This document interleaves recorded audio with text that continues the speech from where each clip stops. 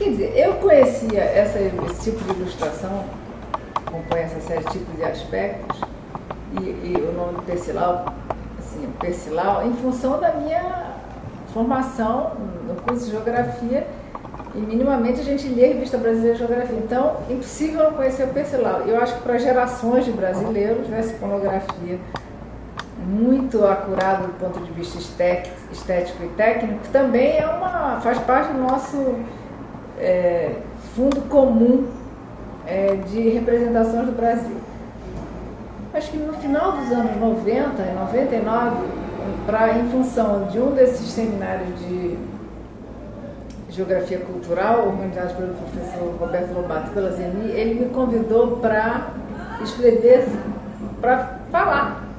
Era um convite de convocação. E eu disse, bom, geografia cultural, eu não sabia. Eu pensei, bom, o que eu posso fazer? Pensar com os instrumentos que eu tenho, que é o que eu conheço da geografia, o que eu conheço da antropologia, em função da minha formação na pós-graduação, pensar algumas coisas que foram muito fortes na minha própria formação da geografia. Aí eu falei, e respondi assim, vou trabalhar com os tipos e aspectos, vou pensar o Percival. E, de fato, fui fazer esse trabalho muito apressadamente, enfim, acabei ganhando eu trabalhei primeiro com um exemplar da estante do professor Cláudio Egger, depois o professor Maurício Abreu me deu um exemplar, acho que é o que eu uso, a edição de 1956 ou 58, e depois eu ganhei outras edições, né, até a de 1970, que é a última. E, de fato, quando eu comecei a entender, né, a produção, quem produzia e como, para quem que era, o lugar que essa série toma na Revista Brasileira de Geografia, e ainda ao acervo do IBGE, e entrevistando as pessoas no IBGE, eu fui ficando nervosa com o peso que essa iconografia tinha, porque eu entendi que era uma construção sobre um nacional brasileiro, uma representação do Brasil. O congresso da UERJ era logo, eu acho que em outubro, novembro, eu não tinha muito tempo para mexer com isso. E aí eu também tinha feito contato com essa literatura sobre os nacionalismos, né? E lendo o Benedict Anderson, eu li vários autores que pensavam essa questão do nacionalismo. E também fui descobrindo que essa questão da região em regimes autoritários, ou mesmo o processo de construção de outras identidades nacionais, eram importantes para fora do Brasil também. Não era uma questão do Estado Novo nem do Brasil, né? Então, aquele artigo que acabou sendo publicado, eu acho que o título ele era Representações do Brasil. Ficou um nome que eu depois... Imagens e Imagens do Brasil. Depois eu mudei, assim, mas acabou ficando esse original. E aí eu comecei a ver essa importância de uma iconografia e eu orientei trabalhos de alunos que vão mostrar, por exemplo, como que essa representação que está na Revista Brasileira de Geografia, e a gente pode depois falar mais um pouco sobre isso, ela se enraiza, ela se desdobra, ela avança e se perpetua em outros suportes representacionais. E aí também pude ver que a representação escolhida para as regiões, ela de certa maneira estabiliza representações ou imagens literárias, outras imagens que falavam da população e da terra, dos tipos sociais, dos tipos humanos e do espaço, que já vinham sendo tratadas e tematizadas muito antes disso.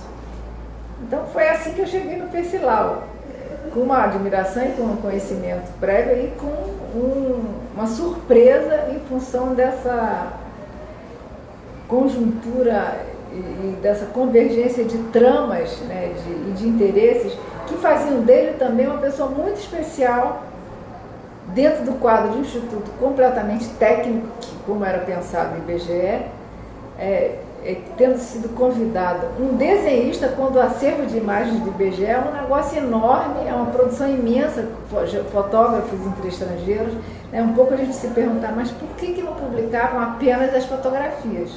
Vocês já devem ter a resposta, lógico, porque a imagem permite. Então, é muito interessante um artista de ascendência estrangeira, que é claro, ele se naturaliza, de vivência fora do Rio de Janeiro, né, porque ele chega ao Brasil via Nordeste, que vai ser convidado pelo então presidente do IBGE para compor o quadro do Instituto Brasileiro de Geografia e Estatística, né? Antes Conselho Nacional de Geografia. Isso tudo é no final dos anos 30 e que corresponde também à implantação do Estado Novo, para quem essa agência do Estado, o IBGE, vai ser um braço forte.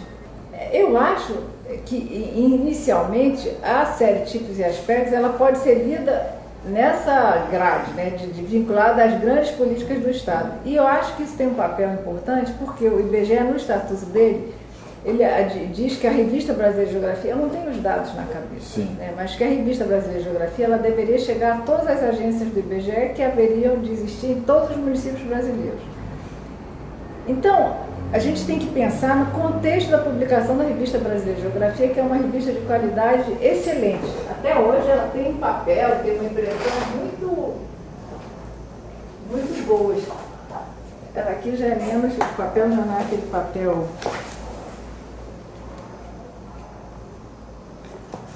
Não sei qual é o tipo de papel, mas ela tem uma impressão maravilhosa, certo? Muito boa. Num país onde essa ideia da publicação ainda é muito restrita, a própria indústria, a própria imprensa ainda é restrita. E a pretensão da Revista Brasileira de Geografia era de ser publicada em várias línguas, inclusive Esperanto, porque tem uma intenção enfim, tinha o Teixeira de Freitas que estava interessado no Esperanto. Eu cheguei a ver a revista publicada em Esperanto, na Biblioteca Histórica do IBGE tem isso.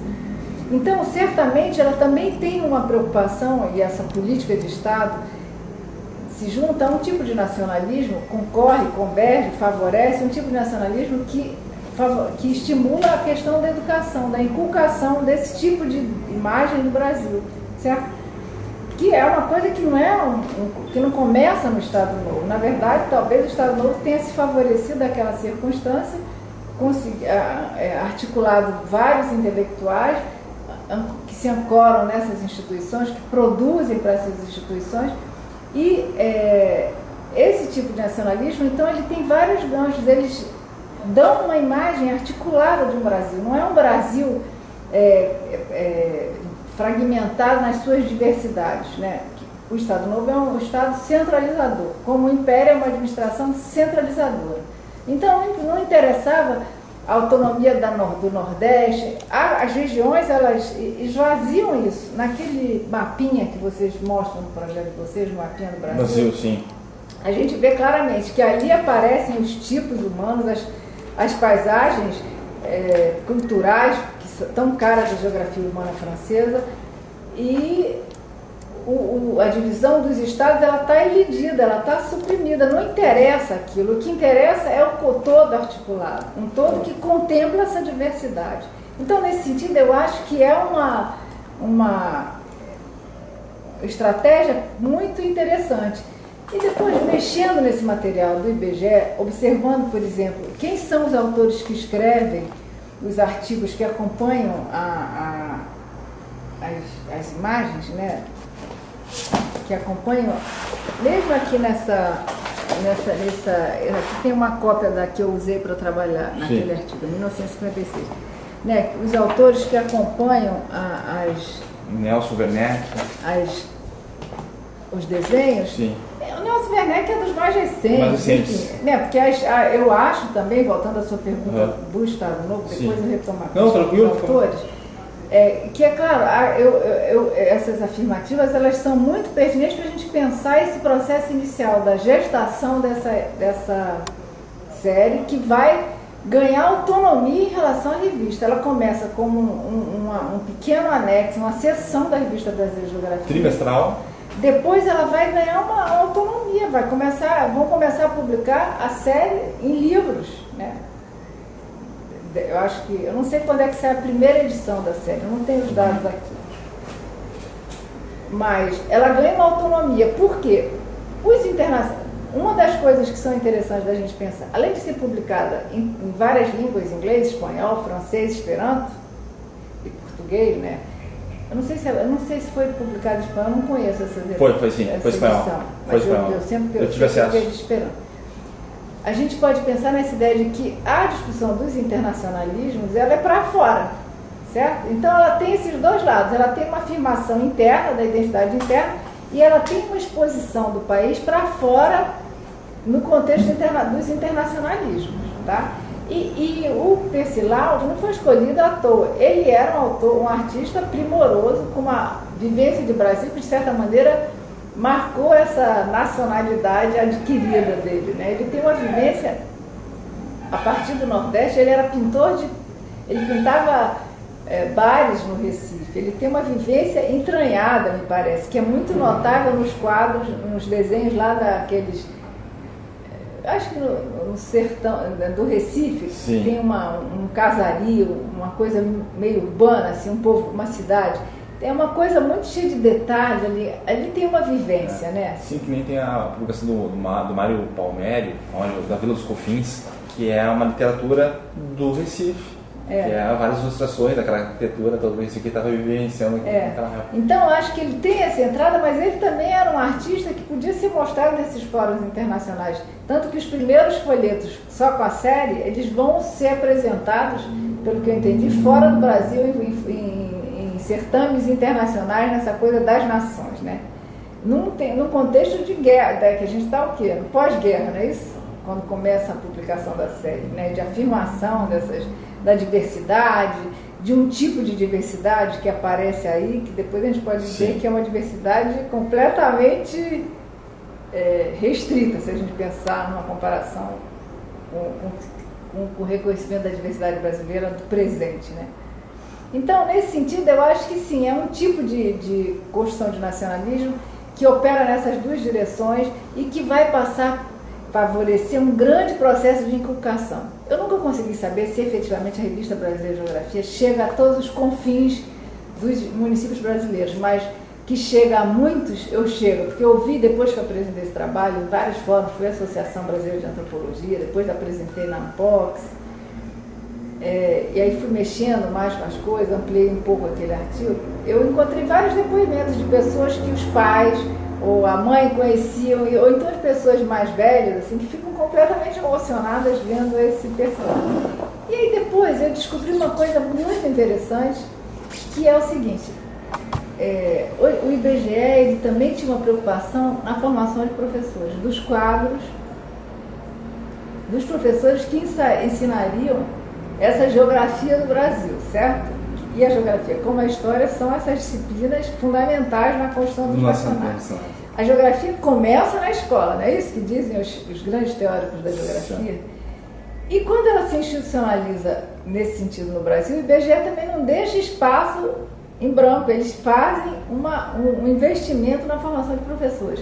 Então, depois de ter escrito aquelas notas sobre o Percy Laude, eu vim encontrar professores que tinham sido formados, ou pelo menos tinham tido uma passagem por esses cursos de formação de professores no IBGE, onde muito da iconografia do Percy Laude, e eu já encontrei no IBGE trabalhos soltos ou cópias dos trabalhos do Percy Laude que não constam da série, mas que eram ilustrativos para os cursos de formação de professor. Então, específicos. Então, nessa ideia dos nacionalismos, de um discurso sobre o país que vai sendo transmitido para várias gerações e vai sendo repassado, certamente os cursos também são um caminho dessa construção do país, que é uma construção que privilegia essa ciranda do que eu chamo Brasil menor, usando a expressão do Oliveira Viana, que é esse Brasil que, de certa maneira, no contexto do Estado Novo, podia ser pensado como um Brasil que está em desaparecimento, ou então que apresenta traços de uma modernização, como aparece no desenho lá da cana-de-açúcar, dos canaviais, a usina, né? Usina, depois a gente pode ir nos desenhos. Sim, né? sim. Tem 3 momentos, assim, primeiro plano, a estrada de ferro, tem sinais da modernização do campo, né? Mas onde predomina a ideia de um passado que vai fazer uma conexão com esse presente moderno, certo? Eu acho que tem essa função. Sim. O Estado Novo ele é implementado na ditadura de Getúlio Vargas, né? O Getúlio Vargas ele é remanescente do Partido Republicano Rio-Grandense lá no Rio Grande do Sul. Esse partido ele é responsável, talvez, pela maior expressão das teorias positivistas dentro do Brasil. Ali, se existe um Estado que foi mais positivista que o outro aqui dentro da federação, foi o Rio Grande do Sul. Seja ridículo. Hã? Esse passado. E o positivismo, ele tem eles se agarraram muito nisso mesmo, não inconscientemente, foi de maneira consciente, né? E aí você menciona que era uma realidade restrita, né? Os tipos e os aspectos de uma diversidade restrita no final das contas. Será que a perfeição do traço dele não é exatamente a escolha do Percival, não é exatamente pelo fato de que é possível notar a idealização das figuras que são retratadas, que é o cerne da... Eu acho que isso é uma questão muito interessante você pensar, porque como eu coloquei, né, por que não então usar as fotografias? Que as fotografias estavam sendo produzidas. E aí depois a gente volta a essa coisa da produção da fotografia. Mas é claro que na escolha de uma expressão artística, menos marcadamente técnica, né? E não é só o Percival que a gente acaba massacrando Barbosa Lima, mas a série não é só desenho de Percival, uma série de tipos e aspectos, certo? Sim. Agora, o desenho mais encantador, acho, do ponto de vista estético, técnico, é o bico de pena do Percival. Então, é claro que há uma reapropriação dessas imagens e o privilégio de certos aspectos que são interessantes. Também para os próprios geógrafos, porque e certamente muitas das imagens elas não foram captadas por foto, que é uma imagem que eu vou mostrar para vocês depois, que eu fui encontrando, como eu trabalhei muito com a Amazônia no século XIX, enfim, eu conheço muito essa literatura, os viajantes, os fotógrafos e tal. E aí eu encontrei num livro que chama Coreografia do Amazonas, publicado em 1926, Agnello Bittencourt, uma imagem muito mal reproduzida, que não tem os créditos do fotógrafo, que isso é uma coisa mais recente, que é uma imagem de um vaqueiro do Rio Branco. Ora, o Rio Branco é onde ficavam as chamadas fazendas nacionais, em Roraima, na área de Roraima, que mudou de nome para não confundir as nossas cabeças, mas o Rio Branco é a frente do Rio Negro. E o Rio Branco, com essas fazendas nacionais, sempre foi um lugar muito importante no século XIX, na Belle Époque amazônica, na virada do século, porque era de lá que vinha o gado que abastecia a cidade de Manaus, as carnes verdes. E viveu em Manaus, na virada do século XIX para o século XX, até na segunda década do século XX, um fotógrafo alemão, Hübner, que foi resgatado, finalmente foi publicado um livro sobre ele nos anos 90. Aí no livro do Hübner aparece uma foto, que é a foto original que foi publicada pelo Agnello Bittencourt, que é do Instituto Geográfico e Histórico do Amazonas, e que certamente conviveu com o Hübner porque eles moraram juntos. Em algum período da permanência do Hübner no Amazonas o professor Agnello acompanhou. Então é muito interessante porque a imagem que foi usada para representar uma área dos confins do Brasil, limite do Brasil, que é aquele vaqueiro de Marajó, é exatamente a reprodução dessa fotografia, que já foi utilizada por um geógrafo, que é o Agnello Bittencourt, num livro sobre coreografia do Amazonas de 1926. Foi só quando eu vi o livro sobre o Hübner que eu pude dar nome à autoria da foto, certo? Mas isso indica uma outra coisa muito interessante. Primeiro, que essas imagens desenhadas pelo Percival não necessariamente foram feitas em cima de fotos daquele momento. 2, que na construção de textos, imagens sobre as regiões, o IBGE convocava autores muito consagrados como conhecedores dessas regiões. Por isso que eu falei para vocês do José Veríssimo da Costa Pereira, né, que é um dos autores mais presentes nos artigos sobre a Amazônia. O Agnello Bittencourt, ele não escreve, mas ele provavelmente, ou a partir do livro dele, foi selecionada essa imagem, né? E em cima dela o Percival faz os ajustes necessários, talvez, marcando essas concepções que eu, na minha interpretação, tem a ver com aquela ideia de enraizamento, que não necessariamente era uma coisa clara para eles, certo?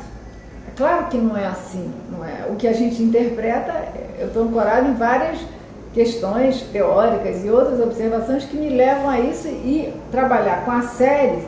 Uma coisa é pegar uma imagem sozinha, outra coisa é pegar todos os quadradinhos, que é como eu pensei, a série, seguindo a sequência da publicação e o agrupamento em região, que é uma coisa que já aparece logo na primeira publicação sobre tipos e aspectos.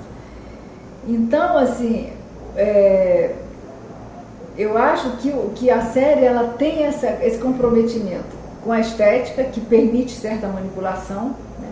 E contempla também as expectativas dos próprios geógrafos. Aí eu vou lá para a entrevista com Orlando Valdez, que trabalhou no IBGE. Então ele dizia o seguinte, que eles chegavam das viagens, ou então que estava sendo escrito ou feito um quadro desses tipos e aspectos, e eles iam lá no ateliê do Percival, ver como é que ele estava fazendo e sugerir coisas, porque é muito interessante que tem uma riqueza nas informações sobre a cultura material, certo?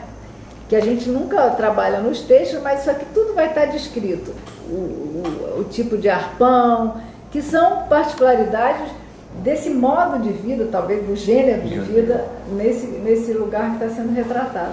Então, quando eu fui ao IBGE, eu lembro que eu conversei com o professor Roberto Smith, ele ainda estava trabalhando no IBGE, e aí ele me mostrou uma pequena caixa onde ele me dizia que aquelas imagens tinham sido usadas pelo Percival.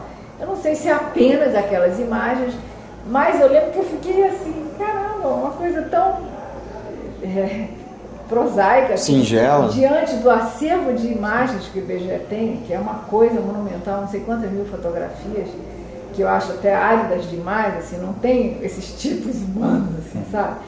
E aí isso me voltou de novo essa questão, mas qual era a fonte? O Percival não era uma pessoa que pudesse viajar muito, ele tinha uma deficiência física, certo?